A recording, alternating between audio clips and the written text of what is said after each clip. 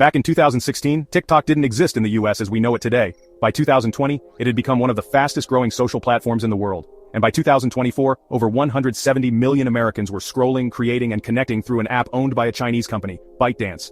But today, in 2025, TikTok is facing a government-mandated ban.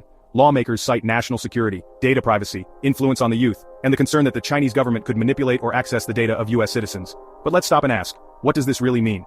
Because banning TikTok isn't just about what happens on a phone screen, it's about the deeper tension between two of the world's biggest powers. This is about more than an app. It's about control, influence, and the future of global technology. Let's break it down.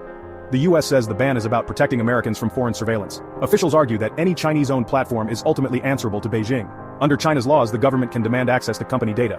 That's the root of the fear. Not what TikTok is doing now, but what it could do in the future.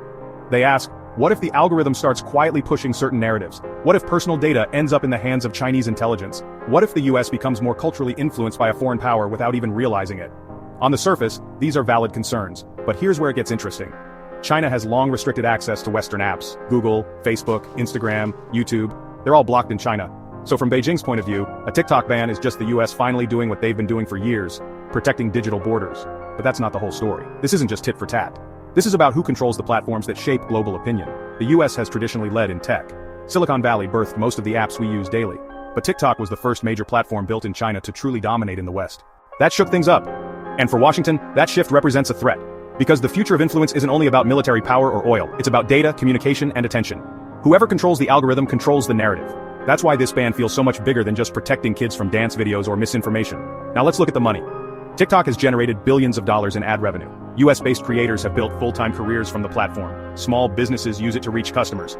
So when the US talks about banning the app or forcing a sale to an American company, it's not just about national security, it's about reclaiming economic power.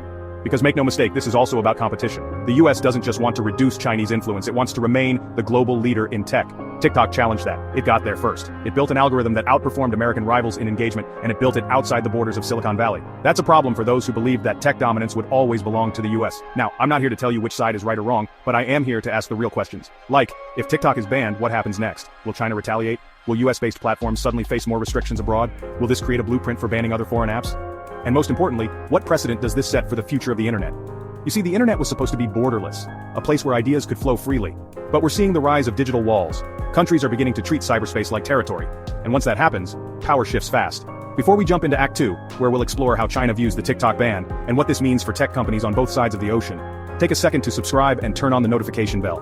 I'm Curtis, and my mission is to help you see the world not just for what's on the surface, but what's really underneath. Let me know when you're ready to proceed with Act 2.